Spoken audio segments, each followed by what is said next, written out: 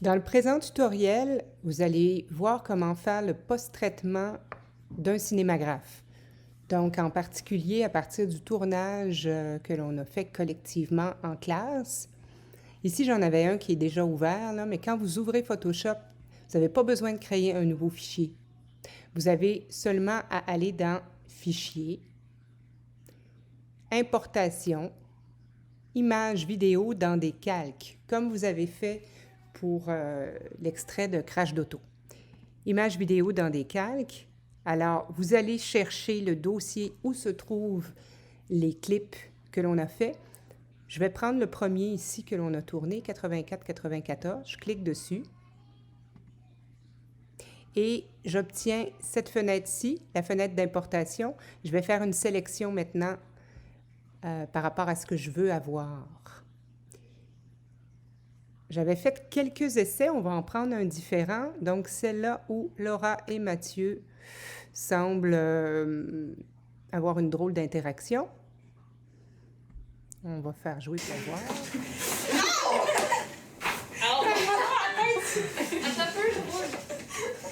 OK, on va prendre ça ici. Donc, à partir d'ici, ensuite, on va pouvoir faire un recoupement un peu plus serré. On en prend un peu plus.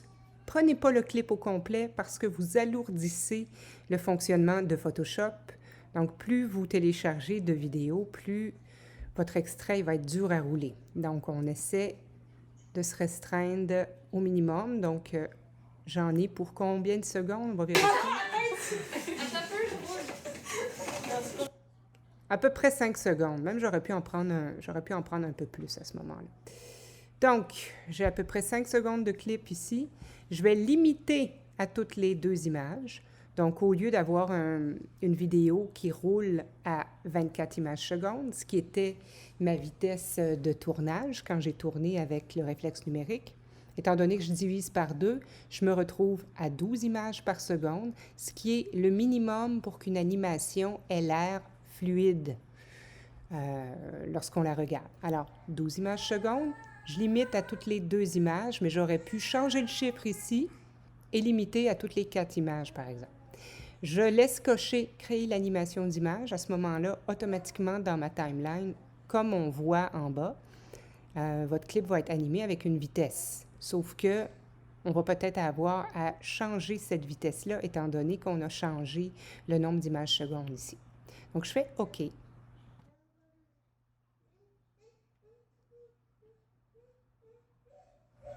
Alors, ici, j'ai un nouveau fichier qui s'est créé. J'ai encore mon ancien ici que j'avais commencé. Alors, je peux le jouer, voir qu'est-ce que ça donne. Mon aperçu est plus lent que la réalité. Vous vous rappelez, ça, c'est le cas pour tous les exercices. Vous allez constater, en faisant jouer le clip, que la sélection qu'on a fait, la boucle n'est pas fluide. On le sent, on ne peut pas le laisser comme ça. Avant même de faire un masque de fusion, puis une sélection, on le sait que la boucle n'est pas fluide, qu'on a trop d'informations. Déjà, à la fin, on pourrait enlever la fin de notre action. J'aurais tendance à peut-être aller couper ici. On va enlever les images de 46 à 51. Évidemment, les calques, eux, ne s'effacent pas automatiquement. Il faudra aller les effacer plus tard s'ils ne sont pas utilisés, ne serait-ce que pour alléger notre fichier. Moi, j'ai décidé, dans le cadre de ce cinémagraphe, de cette version-là, d'animer Laura et Mathieu. Donc, il faut vraiment que je m'arrange pour que le mouvement que je conserve soit le plus continu possible. Donc, si ma dernière image, ici, à 45, est là, il faut que la première soit en continuité. Donc là, ma tête s'en allait vers Mathieu. Alors, soit que ma première image, ça continue ou que ça remonte. On va aller voir qu'est-ce qu'on pourrait trouver qui ressemble à ça en termes de positionnement.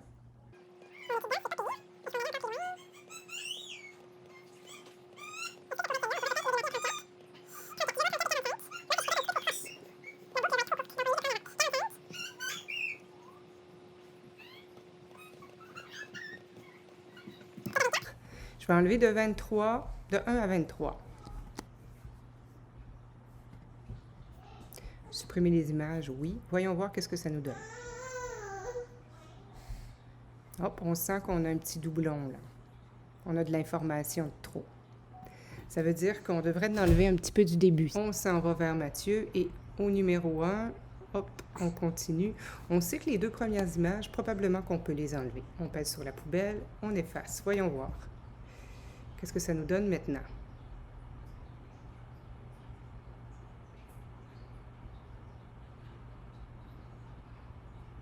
OK. On a quand même une idée de continuité pour ce qui est de l'aura. Mathieu, il y a un certain décalage. C'est peut-être pas l'action idéale. Ça va être dur de faire arriver le début puis la fin. Pourquoi? Parce que Mathieu s'est déplacé. Laura s'est déplacée un peu également.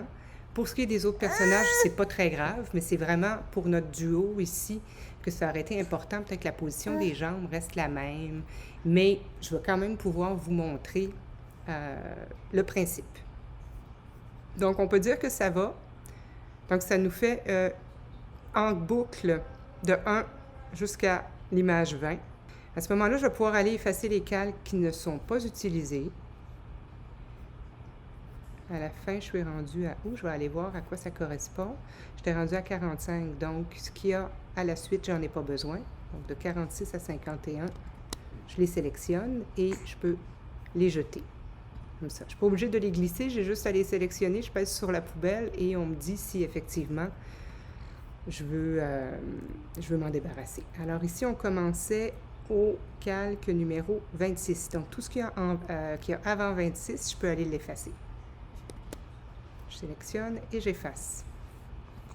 Vous pouvez faire plusieurs possibilités aussi. Si vous n'êtes pas certain, vous êtes mieux de vous sauvegarder une version modifiée et de garder l'original au cas où vous n'avez pas fait la bonne chose, pour pouvoir revenir en arrière. On est rendu à l'étape de créer un groupe de calques à partir de notre liste de calques. Donc, on sélectionne le premier, Shift, l'ensemble de nos calques vidéo. On appuie sur l'icône groupe, on renomme vidéo. Et voilà.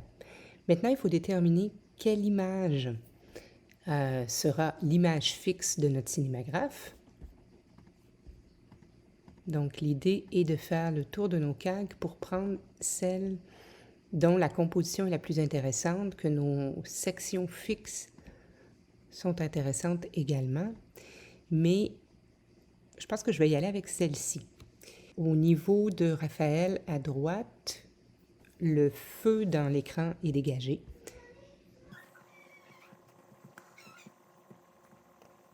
Je vais aller chercher le calque correspondant. En fait, je vais sélectionner le calque ici, CTRL ou commande C, dépendamment si on est avec Mac ou PC, je referme. Je clique dans l'espace gris pour pas que mon calque se recopie dans mon groupe et CTRL V, mon calque a été dupliqué. Je vais le mettre sous mon groupe vidéo. Si je le fais jouer, ça n'a rien changé étant donné que ce qui s'affiche est toujours ce qu'il y a au-dessus dans ma liste de calques. C'est pour cette raison-là que, afin d'isoler ma zone vidéo et garder le reste de mon image fixe, je dois ajouter un masque de fusion avec mon groupe vidéo. J'ajoute ici, carré blanc et rond noir, un masque de fusion à mon groupe. Tout de suite, afin d'être précis, je vais aller dans sélectionner et masquer et je vais inverser. Comme ça. Donc, ce que je vais sélectionner va être visible à la vidéo, sinon ça aurait été l'inverse. Ici, je vais prendre couleur blanche, le pinceau, afin d'aller isoler ce que je veux qu'il soit animé.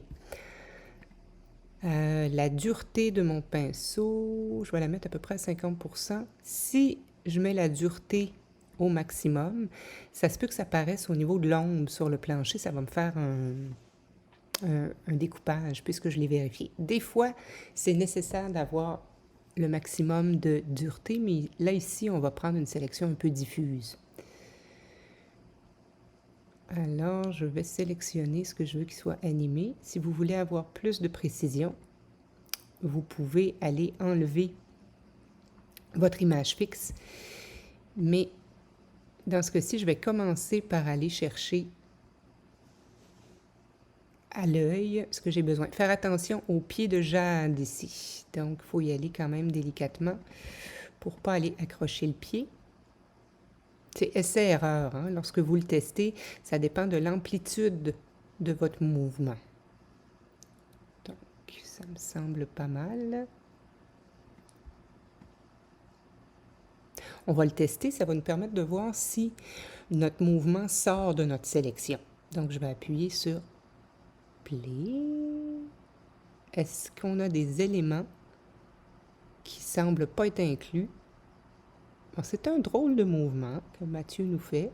Donc, ça semble complet. À ce niveau-là, on a la sélection complète si on désactive ici. Donc, en désactivant l'œil de mon image fixe ici, je constate que j'ai une petite erreur dans ma sélection. Ici et un peu plus bas. Donc, je vais peser sur Stop. Mon masque de fusion est encore sélectionné. Je vais prendre le pinceau et je dois ajouter ici à ma sélection.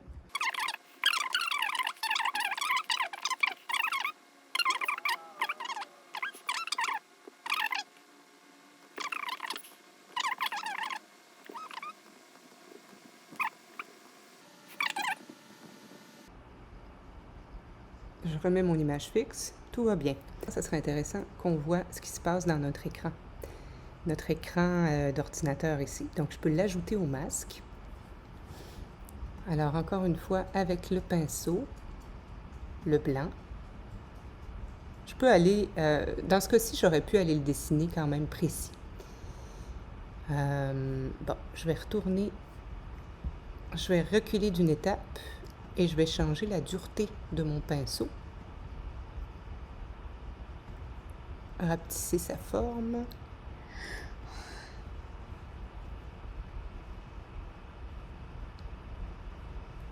Et je vais dessiner sur mon image ce que je veux faire apparaître.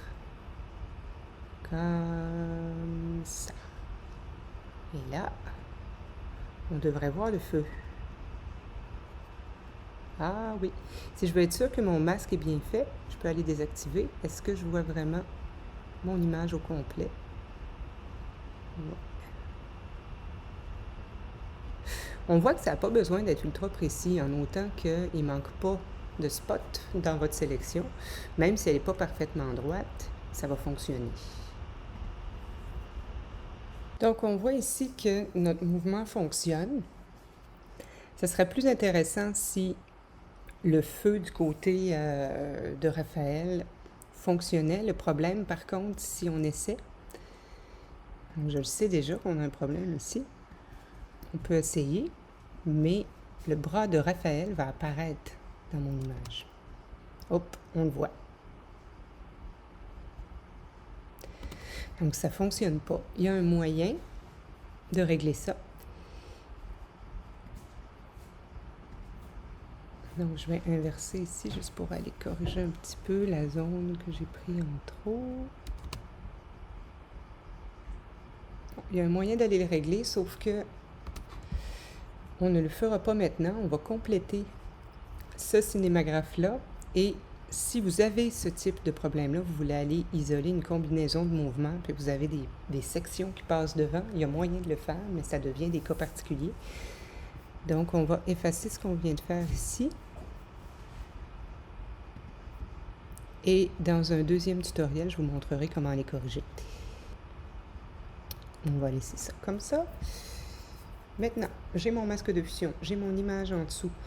Je veux ajouter des calques de réglage parce que je trouve mon image un peu terne.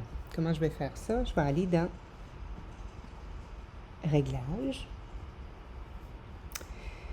Je vais aller ajouter un teinte et saturation. Tiens. Je peux augmenter légèrement ma saturation. Maintenant, j'aimerais ajouter aussi un niveau. Mon histogramme, là, je peux aller l'arranger un peu, là. Alors, je vais aller corriger ici l'exposition de mon image. Je vois que ça fait quand même une différence. Je vais aller redonner un petit peu d'informations dans le blanc et dans le noir, et dans le gris, excusez-moi. Donc là, c'est pas mal. Si je désactive, je vois que ça a quand même aidé un peu l'image. On peut créer un groupe à partir de nos calques de réglage si vous en avez beaucoup. On va l'appeler « Réglage ».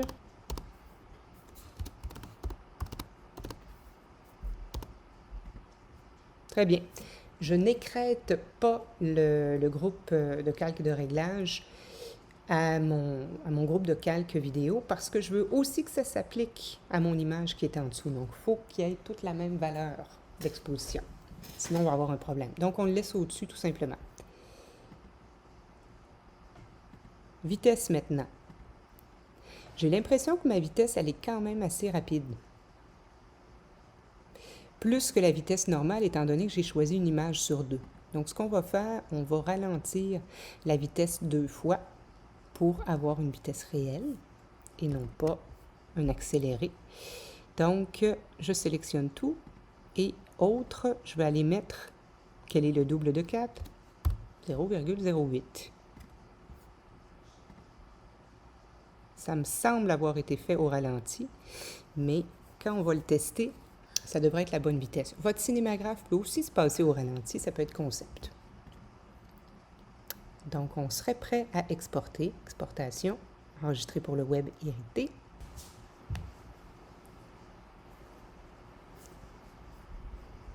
On pourrait tout de suite aller voir l'aperçu. Vous vous souvenez, vous pouvez réduire la taille si c'est trop lourd. Même un 1920 par 1080, c'est peut-être pas le format de GIF idéal pour un téléphone cellulaire, mettons. Donc, ça peut valoir la peine de réduire le format. Donc, il me l'ouvre sur Internet. On voit que ma vitesse, à ce moment-là, est réelle. Donc, c'était plus lent sur Photoshop, mais là, ça me le joue à la bonne vitesse. On peut constater aussi que c'est gros, là. C'est une grosse image pour jouer sur le net. C'est toujours bon d'avoir une image au départ de pleine qualité, mais vous avez l'option après d'aller réduire la taille au besoin quand vous le sauvegardez en GIF. Donc, de le laisser en HD sur votre format Photoshop, mais d'aller réduire aussi. On peut faire 50%. Pour le nombre de couleurs, on va les augmenter quand même. On va le mettre à 256, sinon c'est un peu terne. C'est que le programme, ce qu'il va faire, c'est qu'il va synthétiser vos couleurs en 64 couleurs au lieu de 256. Donc, terminé.